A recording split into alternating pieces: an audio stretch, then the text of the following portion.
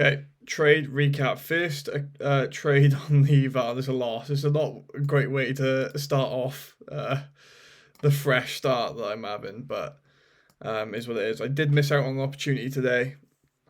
One of the guys in the Discord caught it. I probably should have still taken it in hindsight. Obviously, it's easy to say in hindsight, but the draw on liquidity was super clear. Should have just taken it. But anyways, let's go over the first trade that I missed out on and bias. So let's get into this. So my draw on liquidity was this hourly gap, and we had 15-minute buy side liquidity resting there.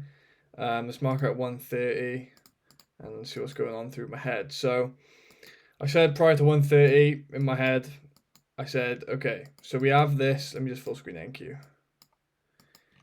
We had this small 15-minute gap resting here.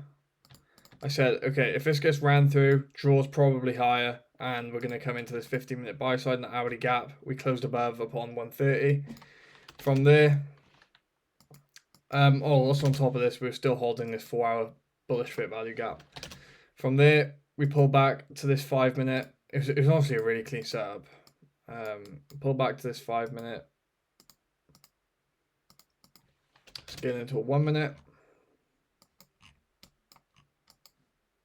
We have the CISD here.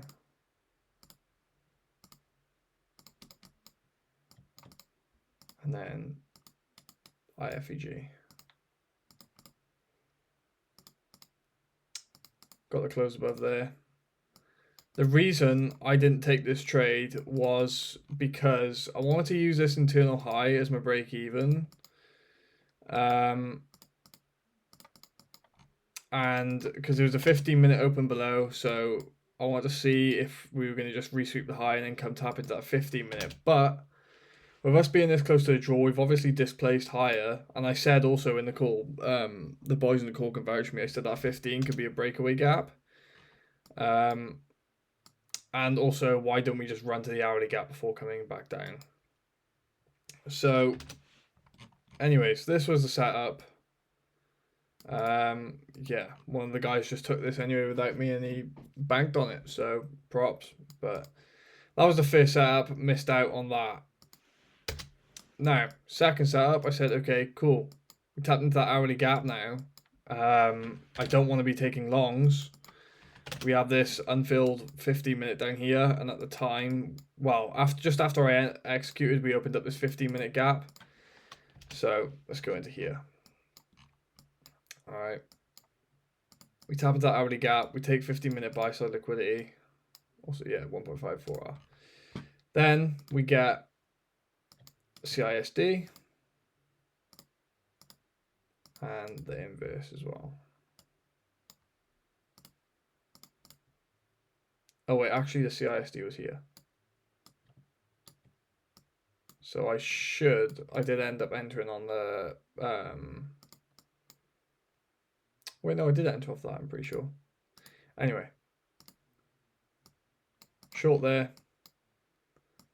And then, yeah, my break-even point should have, or I could have just taken profits there. It was a 1.45R. Oh, wait, no, I didn't enter there. That's where I should have entered.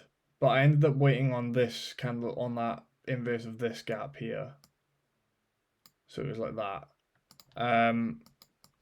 Yeah, should have gone break-even when we opened up that 15 and tapped into it, and then we ended up just running back for the high. So that was a mistake on my behalf.